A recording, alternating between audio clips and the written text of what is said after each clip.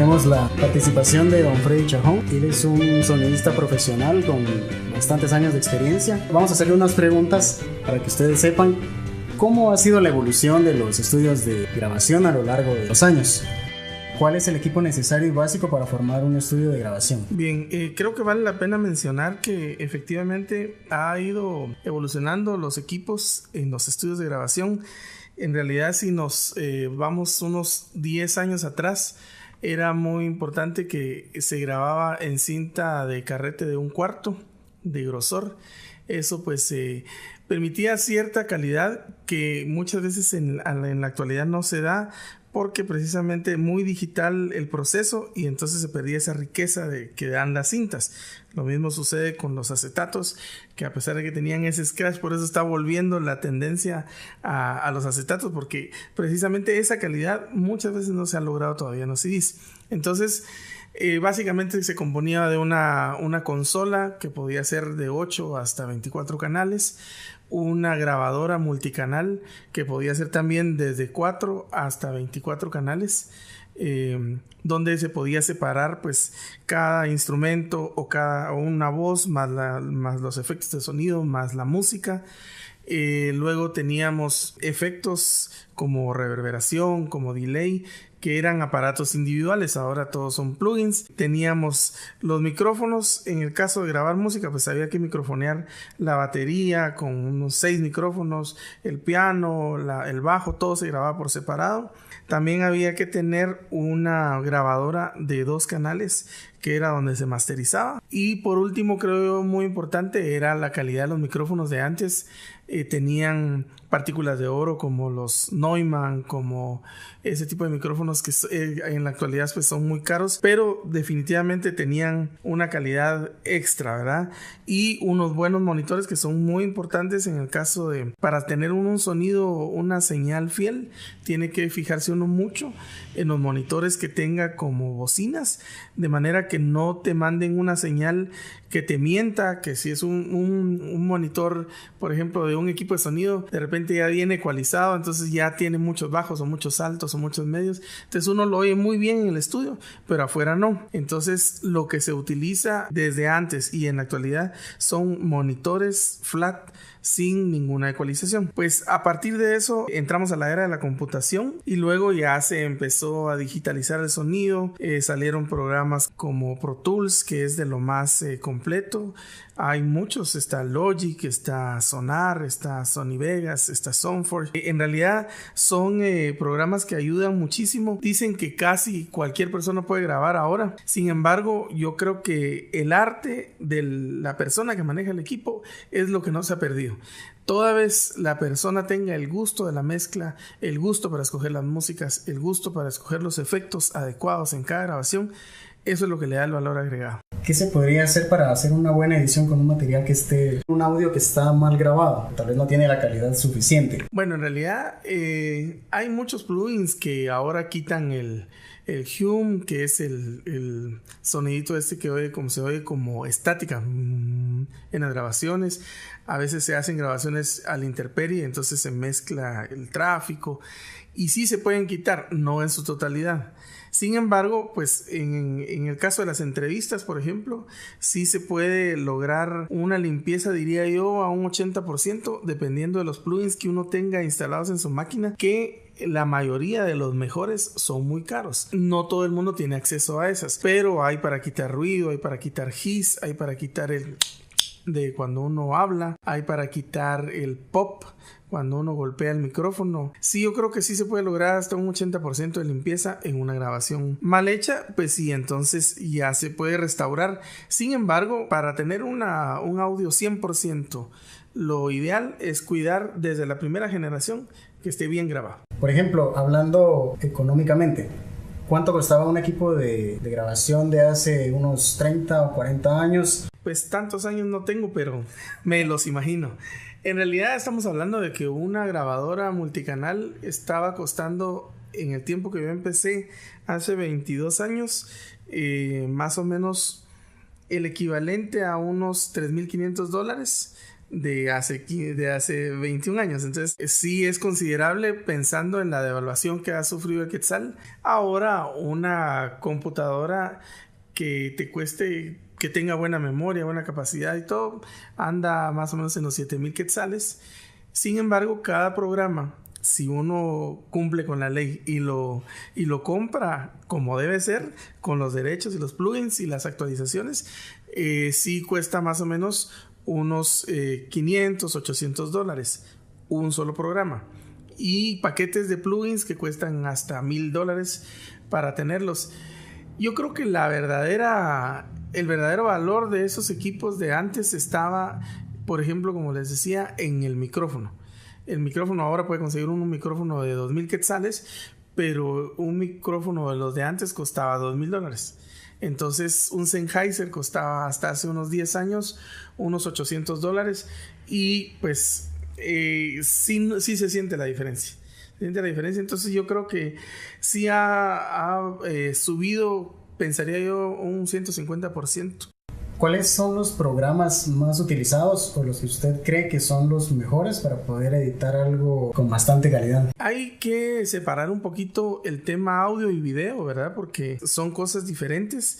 Sin embargo, un programa, el más genérico para los estudios profesionales, es el Pro Tools. Este Pro Tools tiene muchas ventajas, y es que uno puede subir o llevarse una sesión grabada en Guatemala, se la lleva a Miami, puede abrir esa misma sesión en Miami, o puede hacerlo en línea incluso, que esté aquí la sesión en el caso de la música y que el guitarrista esté en Puerto Rico y meta su guitarra allá, o metan los coros en España y regrese la sesión tal cual y la pueda uno abrir, obviamente teniendo la misma versión, los mismos plugins instalados en los estudios de grabación. Yo creo que uno de los mejores es Pro Tools en el caso del audio. Luego diría yo que Logic es otro muy muy completo, y de ahí pues vienen un montón de programas que no son malos. Sin embargo, la diferencia de Pro Tools y de Logic es que tienen un hardware externo, entonces no se procesa la grabación dentro de la máquina, dentro de la memoria RAM de la máquina, dentro de la tarjeta de sonido de la máquina, sino ese hardware externo es el que verdaderamente tiene el software del programa. Entonces lo pastoso, lo grueso que puede hacer la grabación está ahí, mientras que los otros que se procesan a través de la tarjeta de sonido, eso siempre va a sonar un poquito más delgado, porque las tarjetas de sonido, por decirte algo, un micrófono sale desde un plug de micrófono y se llega a convertirse en un mini plug. Entonces, entre esa adaptación de un cable profesional de 3 vías, venir a caer en un plugcito de mini, eso hace perder mucho la calidad. Hace años hubo muy buenas producciones en cuanto a tiempo. Me imagino que con la tecnología que hay ahorita se ha minimizado la cantidad de tiempo que uno se lleva para editar un spot, por ejemplo. Sí, digamos, antes, por decirte algo, grabábamos las locuciones y empezaba el locutor, bueno, prueba número 1, prueba número 2, prueba número 5, prueba número X, y pues en el momento en que empezábamos a hacer la edición, había que oírlas todas y evaluar cuál era la que realmente nos servía. Entonces esas ya se pasaban al programa, a la grabadora multicanal, y se empezaba la escogencia. Yo creo que en realidad no se ha ahorrado tanto tiempo en el proceso como en la adquisición de los elementos que hacen la grabación. Por ejemplo, había que buscar los efectos en un disco de acetato. Ahora pone uno efecto de pájaros y los baja de una página, o los tiene ya guardados en su máquina. Pone uno música rock y te salen 10 música rock. Entonces antes había que estar buscando de acetato en acetato. Luego el tema de que había que masterizarlos, luego hacerlos en un rollo pequeñito de cinta, enviarlos físicamente a las agencias de publicidad o al cliente o a los medios, mientras que ahora con un clic los mandas vía internet a los medios, a los clientes, los mandas a diferentes destinatarios con un solo clic. Yo creo que ahí es donde realmente se acelera el proceso. Cada persona tiene su propio estilo. Quisiera saber qué es lo que se debe hacer para no caer, por ejemplo, en hacer producciones. Alguien va a decir, él es Freddy Chajón, porque tiene que haber una variación como profesional, me imagino yo de que tienen una técnica para que no todo se escuche igual. Sí, en realidad eso sí se da mucho, y es que pues el toque de uno está en la ecualización, por ejemplo. Entonces yo creo que sí es fácil que uno sepa dónde se hizo algún trabajo por el tipo de ecualización que le ponen. Sin embargo, ¿dónde estaría la variante? En primer lugar, en el caso del video, la colorización; en el caso del audio, la ecualización. Que casi siempre a uno se le hace muy cómodo decir, bueno, esta ecualización me sonó bien y me funcionó, esa le pongo a todos. Entonces la idea sería ir variando según el color de la voz tuya, por ejemplo. Hay gente que cesea mucho, como recuerdo yo el caso de Lucy Bonilla, que era exagerada la S cuando ella hablaba. En el caso de Josué Morales no, él era una voz opaca, entonces había que ponerle más bríos a Josué Morales.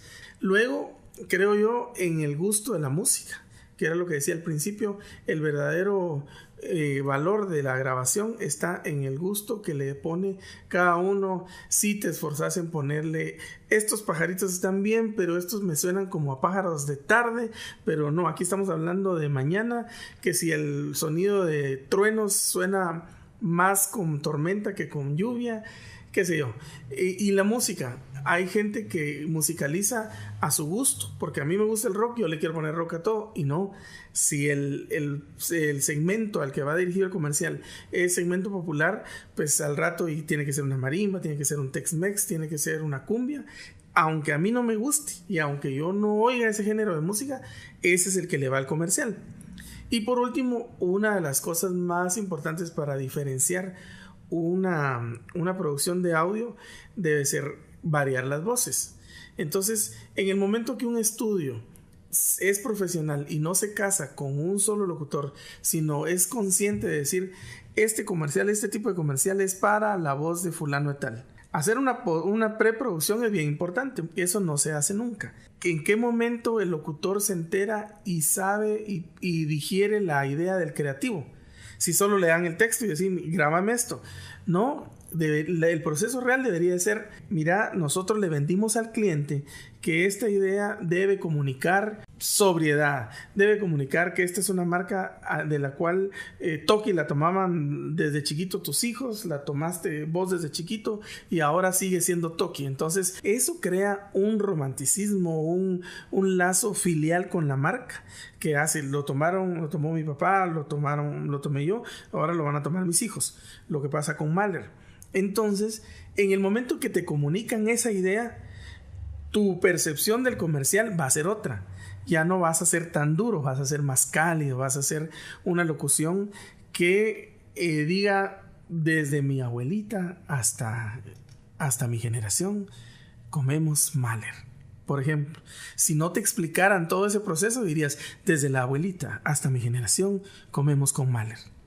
Eso no te da esa calidez, no te transporta desde mi abuelita hasta mi generación, comemos con Mahler.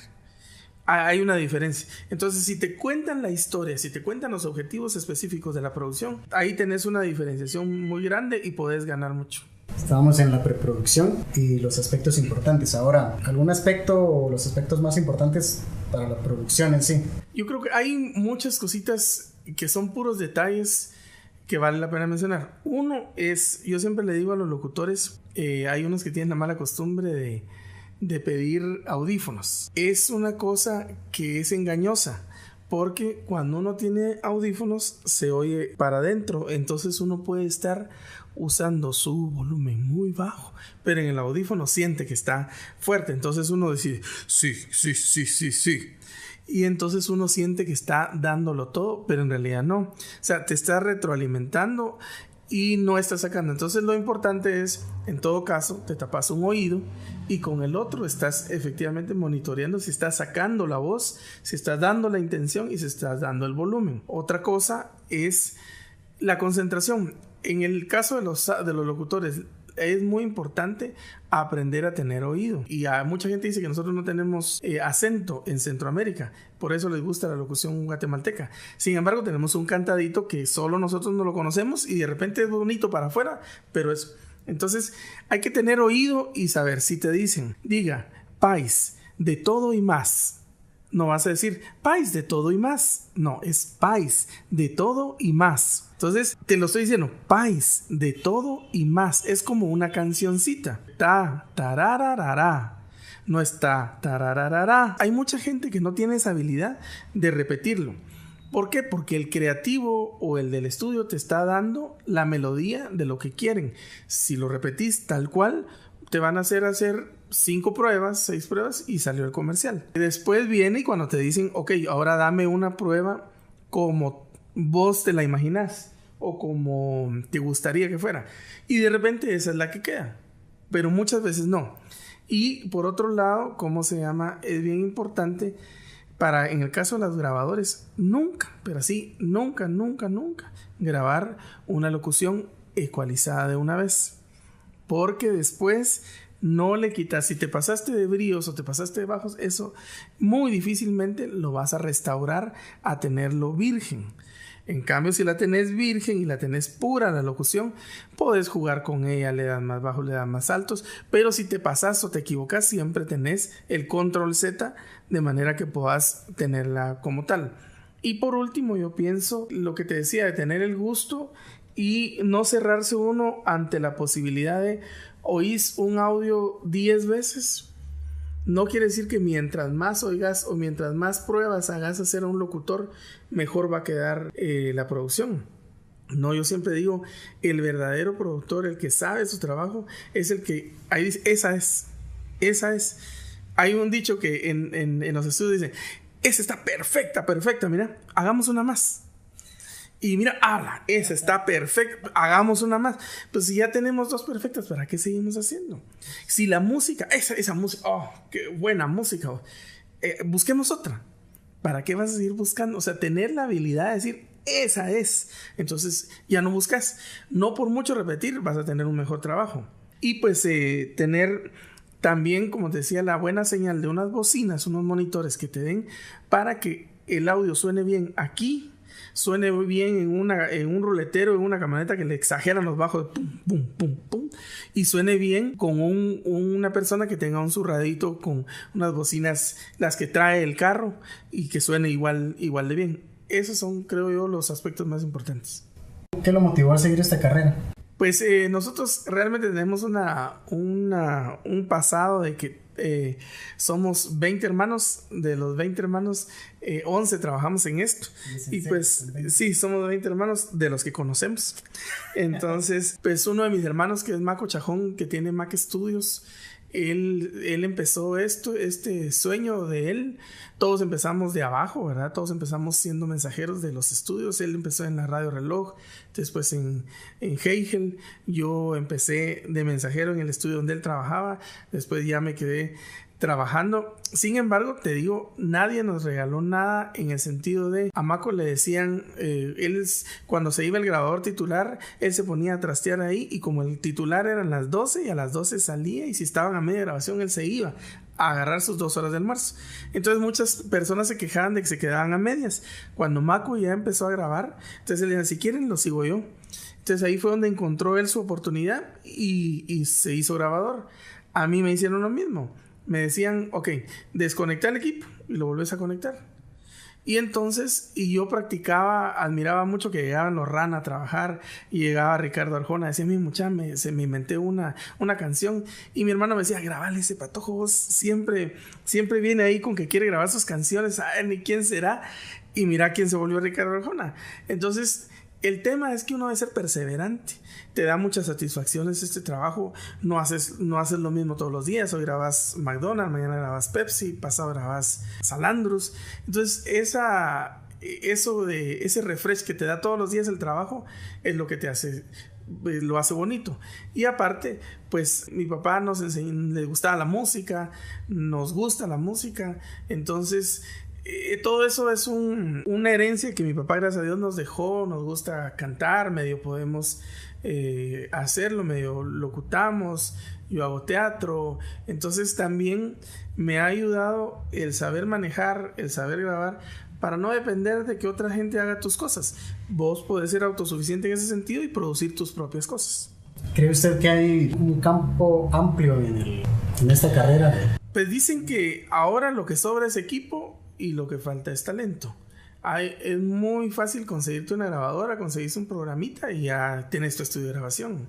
Hay muchos locutores que dicen, yo soy locutor profesional, soy modelo, soy actor, soy bailarín. Y no, yo creo que ahí sí es donde nos perdimos. Por ejemplo, en la San Carlos salen 200 estudiantes cada año de la carrera de locución. ¿Dónde van a trabajar? No hay suficientes plazas para locutores profesionales. Entonces te llevaste 4 años en la universidad y vas a ir a ganar 600 quetzales a una radio por un turno. Entonces, donde verdaderamente está y que debería de ser como requisito, es los relacionistas públicos de las empresas deberían de ser locutores. Por eso vemos a los relacionistas públicos a veces de la policía, del mismo gobierno, que hablan muy mal porque nunca han tenido técnica. Entonces, si las instituciones o la misma universidad peleara porque ese nicho, esas plazas sean de la gente con capacidad académica, ahí habría posibilidades. En la radio no. En el lado comercial es un poco cerrado el círculo. Sin embargo, si hay talento, uno se logra meter. El tema con los estudiantes, creo yo, y los que salen de la carrera, es que no son constantes.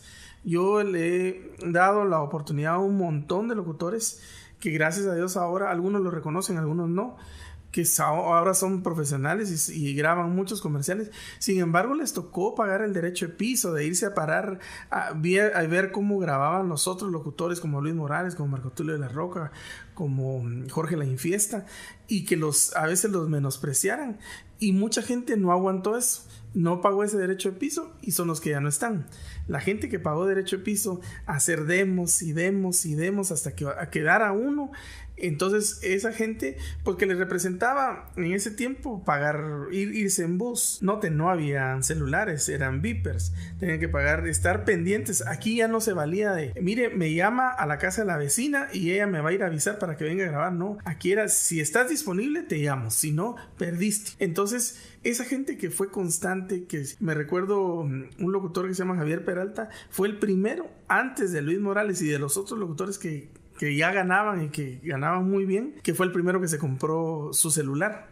Y era de aquellos ladrillotes que en ese tiempo te costaban 1,200 mensuales. Era un lujo. Ni los locutores famosos tenían eso, pero él quería estar metido en el negocio y se compró su celular. Ahí es donde yo siempre le toco el ego a los nuevos valores. Les digo, se puede hacer dinero en esta carrera. Pero si lo que te motiva es el dinero, pues ok, motívate porque te vas a ganar. Antes pagan 8 quetzales el segundo, hoy pagan 65 quetzales el segundo. Ahí, si grabas por un comercial, entonces por 30 segundos te pagan 1,950 quetzales. Hace de cuenta que grabes 4 al mes, eso ya es un sueldo de 8,000 quetzales. Y en esos 4, para grabar 4 comerciales, ocupaste líquidos de tu tiempo, exagerado, 2 horas en un mes. Hay locutores, amigos míos, que conozco, que graban hasta 4 comerciales diarios. Eso significa que están ganando 8,000 quetzales diarios. Entonces sí se puede ganar, sí se puede hacer. Sin embargo, y muchos de ellos no son universitarios, no son egresados de la universidad, no tienen técnica. Se han hecho porque empezaron en la radio, porque tienen buen timbre.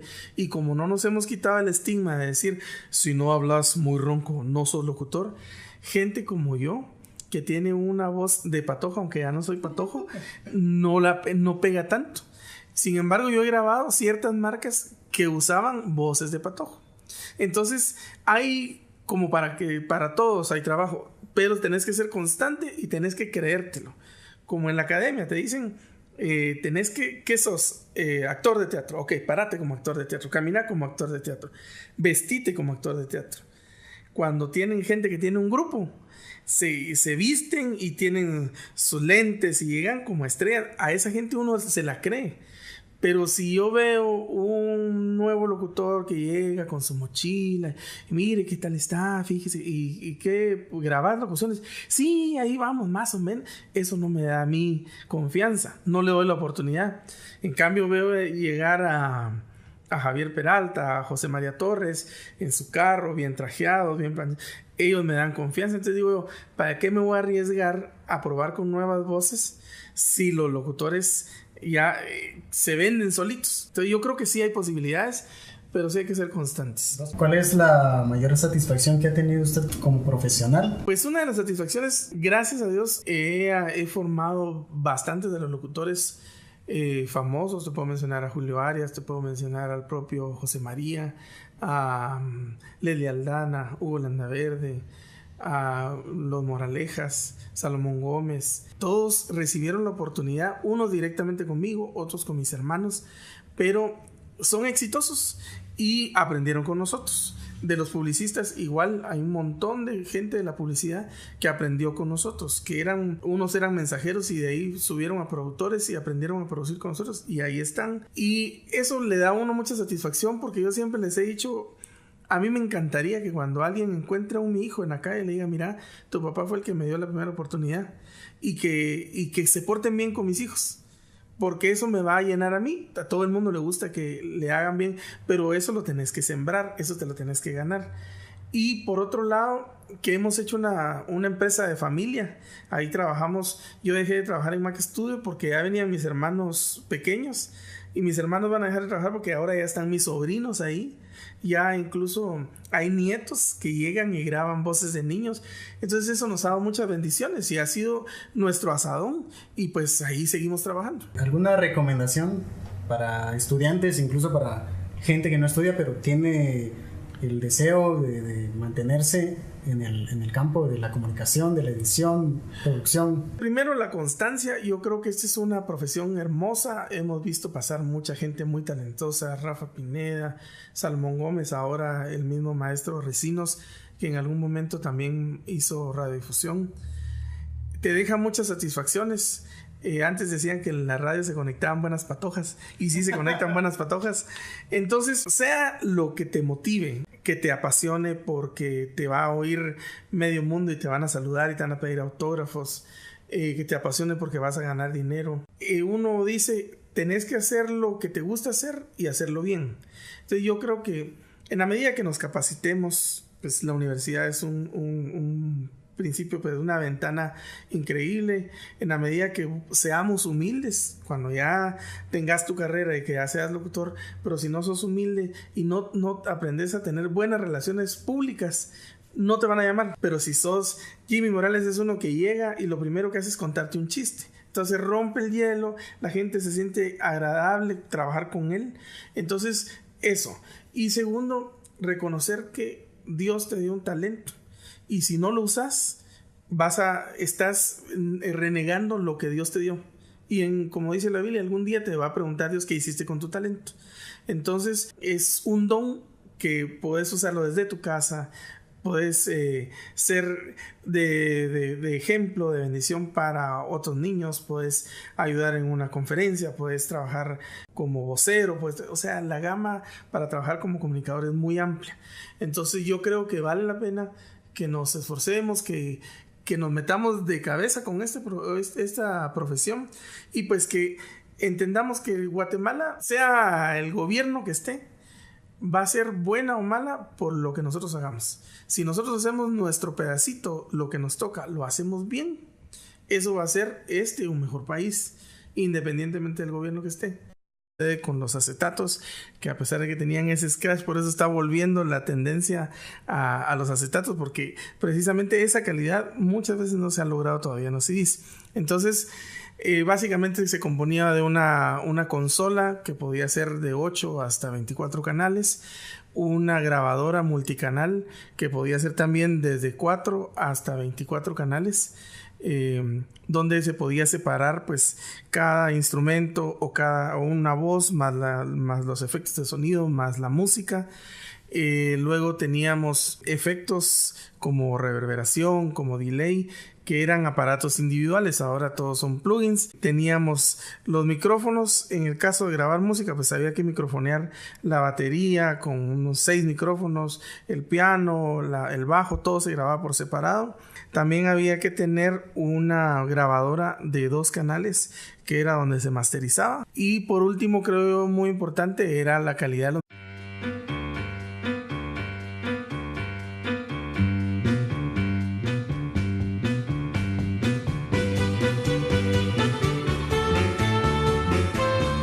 Tenemos la participación de don Freddy Chajón. Él es un sonidista profesional con bastantes años de experiencia. Vamos a hacerle unas preguntas para que ustedes sepan cómo ha sido la evolución de los estudios de grabación a lo largo de los años. ¿Cuál es el equipo necesario y básico para formar un estudio de grabación? Bien, creo que vale la pena mencionar que efectivamente ha ido evolucionando los equipos en los estudios de grabación. En realidad, si nos vamos unos 10 años atrás, era muy importante que se grababa en cinta de carrete de 1/4 de grosor. Eso pues permitía cierta calidad que muchas veces en la actualidad no se da, porque precisamente muy digital el proceso y entonces se perdía esa riqueza que dan las cintas. Lo mismo sucede en micrófonos de antes, tenían partículas de oro como los Neumann, como ese tipo de micrófonos que en la actualidad pues son muy caros, pero definitivamente tenían una calidad extra, ¿verdad? Y unos buenos monitores que son muy importantes en el caso de, para tener un sonido, una señal fiel, tiene que fijarse uno mucho en los monitores que tenga como bocinas, de manera que no te manden una señal que te mienta, que si es un monitor, por ejemplo, de un equipo de sonido, de repente ya viene ecualizado, entonces ya tiene muchos bajos o muchos altos o muchos medios, entonces uno lo oye muy bien en el estudio, pero afuera no. Entonces lo que se utiliza desde antes y en la actualidad son monitores flat sin ninguna ecualización. Pues a partir de eso entramos a la era de la computación y luego ya se empezó a digitalizar el sonido, salieron programas como Pro Tools, que es de lo más completo. Hay muchos, está Logic, está Sonar, está Sonina, que la mayoría de los mejores son muy caros. No todo el mundo tiene acceso a esas, pero hay para quitar ruido, hay para quitar hiss, hay para quitar el de cuando uno habla, hay para quitar el pop cuando uno golpea el micrófono. Sí, yo creo que sí se puede lograr hasta un 80% de limpieza en una grabación mal hecha, pues sí, entonces ya se puede restaurar. Sin embargo, para tener un audio 100%, lo ideal es cuidar desde la primera generación que esté bien grabado. Por ejemplo, hablando económicamente, ¿cuánto costaba un equipo de grabación de hace unos 30 o 40 años? Pues tantos años no tengo, pero me los imagino. En realidad estamos hablando de que una grabadora multicanal estaba costando, en el tiempo que yo empecé, hace 22 años, más o menos el equivalente a unos $3,500 de hace 21 años. Entonces sí es considerable pensando en la devaluación que ha sufrido Vegas, esta Soundforge. En realidad son programas que ayudan muchísimo. Dicen que casi cualquier persona puede grabar ahora. Sin embargo, yo creo que el arte de la persona que maneja el equipo es lo que no se ha perdido. Toda vez la persona tenga el gusto de la mezcla, el gusto para escoger las músicas, el gusto para escoger los efectos adecuados en cada grabación, eso es lo que le da el valor agregado. ¿Qué se podría hacer para hacer una buena edición con un material un audio que está mal grabado? Tal vez no tiene la calidad suficiente. Bueno, en realidad hay muchos plugins que ahora quitan el hum, que es el sonidito que se oye como estática en las grabaciones. A veces se hacen grabaciones a la intemperie, entonces se mezcla el tráfico y sí se pueden quitar, no en su totalidad. Sin embargo, pues en el caso de las entrevistas, por ejemplo, sí se puede lograr una limpieza, diría yo, a un 80%, dependiendo de los plugins que uno tenga instalados en su máquina.